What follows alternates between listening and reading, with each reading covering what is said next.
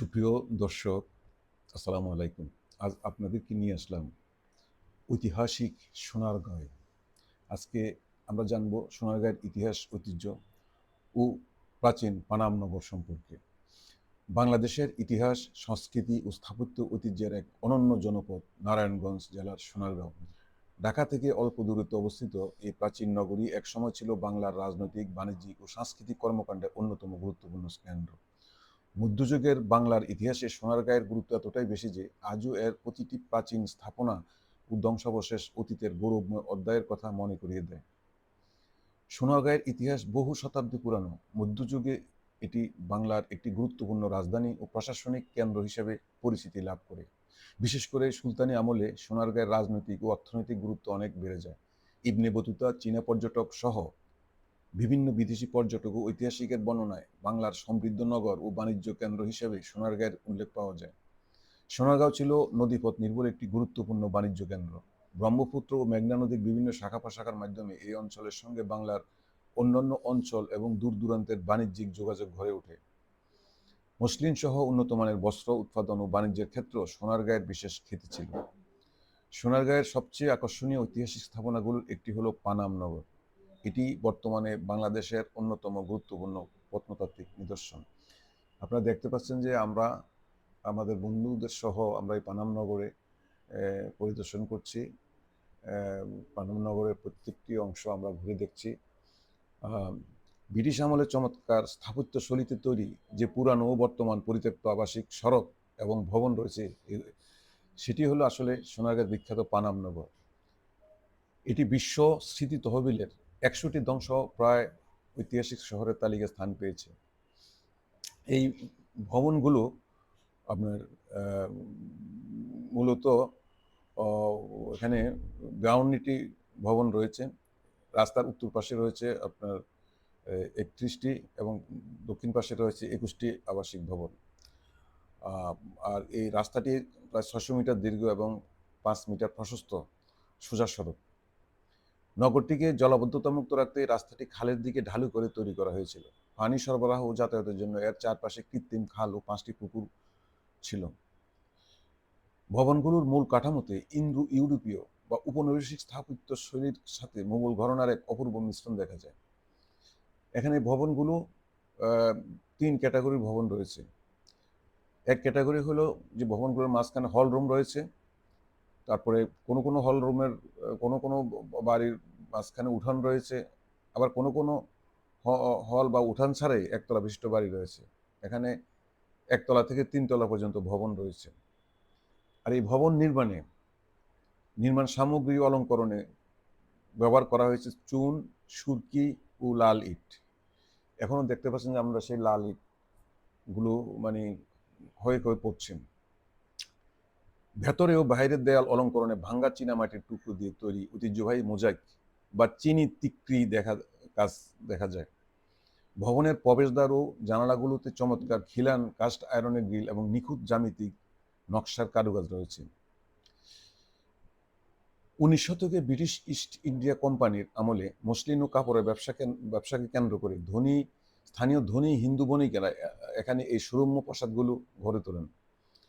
১৯৪৭ সালে ভারত ভাগ এবং পরবর্তীতে ১৯৬৬ সালে দাঙ্গার পর এখানকার অধিবাসীরা ঘরবাড়ি ছেড়ে ভারত চলে যান। সেই থেকে এটি সম্পূর্ণ বাসিন্দা শূন্য এবং একটি পরিত্যক্ত ভুতুড়ে শহর বা গোস্ট সিটি হিসেবে পরিচিতি পায়। বর্তমানে বাংলাদেশ সরকারের প্রত্নতত্ত্ব অধিদপ্তর এটি রক্ষণাবেক্ষণ করছে। এর শান্ত কোলাহলমুক্ত পরিবেশ এবং শতাব্দীর প্রাচীন নীরব দেয়ালগুলো পর্যটকদের ভীষণভাবে আকর্ষণ করে। সোনারগাঁওয়ে এই পানাম সিটি ছাড়াও এখানে ভ্রমণের আরও অনেকগুলো ঐতিহাসিক স্থান রয়েছে, যেমন বাংলাদেশ লোক ও কারুশিল্প জাদুঘর, সর্দার বাড়ি, গোয়ালদি মসজিদ, বারুদি, প্রাচীন স্থাপত্য প্রত্নতত্ত্ব নিদর্শন। পানামা নগরের পাশে লোকশিল্প জাদুঘর রয়েছে। রয়েছে বেশ কিছু ছোট ছোট ব্রিজ, উঁচা ব্রিজ এবং ওগুলোকে কালারফুল ব্রিজ। জাদুঘরের ঐতিহাসিক সর্দার বাড়ি দর্শনার্থীদের বিশেষভাবে আকৃষ্ট করে। পুরানো জমিদার বাড়ির স্থাপত্য বিস্তৃত প্রাঙ্গণ সোনারগাঁয়ের ঐতিহ্যের একটি সুন্দর প্রতিচ্ছবি।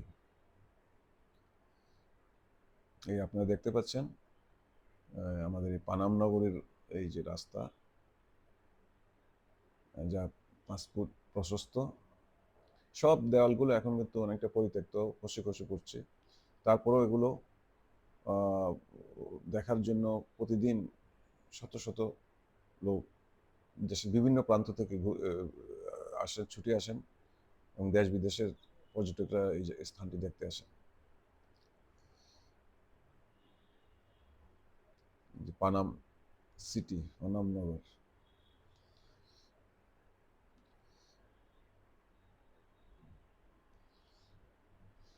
এই দেখতে পাচ্ছেন,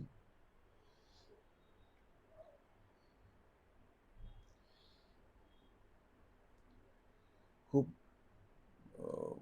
যখন এই বাড়িঘরগুলো ভালো ছিল, ব্যবহার করতো যখন, তখন কিন্তু এই সিটিটা মানে যে খুবই সুন্দর ছিল। কারণ এই যে লাল ইট, বিভিন্ন কালারফুল যে ভবনগুলো অত্যন্ত চমৎকার। এই যে দেখতে পাচ্ছেন আমাদের বন্ধুরা সবাই পরিদর্শন করে ছবি তোলার জন্য পোজ দিচ্ছে। এই পাশে রয়েছে একটি দক্ষিণ পাশে রয়েছে এখানে একটি খাল রয়েছে। এই যে এই অংশটা হলো বিল্ডিং এর পিছনের অংশ, পুরাতন মানে পরিত্যক্ত ভবন রয়েছে, মাঠও রয়েছে।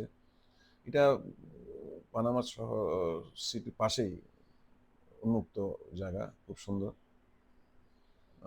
এই যে রয়েছে কারুপল্লী, পুকুরও আছে বেশ। এই যে পুকুর দেখতে পাচ্ছেন, রয়েছে ষাঁড়ের লড়াই। রাস্তায় কিন্তু কাজ চলছে এখনো, সুন্দর করার এটি সাম্পান রয়েছে।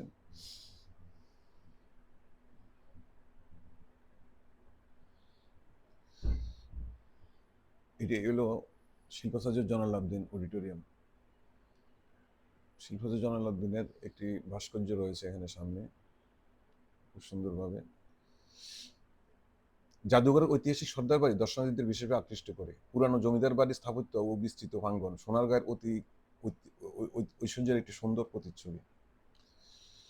সোনারগাঁও ও পানামা নগর শুধু বেড়ানোর জায়গায় নয়, এটি বাংলাদেশের অতীতকে কাছ থেকে অনুভব করার একটি সুযোগ।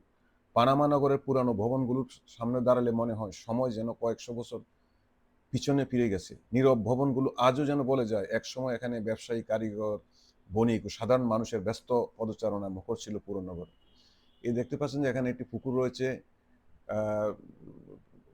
রঙিন বাড়ি রয়েছে, লাল ভবন। এখানে পুকুর ঘাট রয়েছে, পুকুর রয়েছে সামনে, ঘোড়া রয়েছে।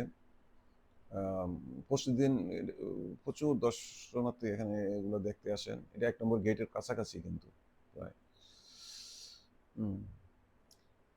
সোনারগাঁও তাই শুধু একটি ঐতিহাসিক স্থান নয়, এটি বাংলার রাজনৈতিক ইতিহাস, বাণিজ্য, মসলিন, লোক সংস্কৃতি ও স্থাপত্য ঐতিহ্যের জীবন্ত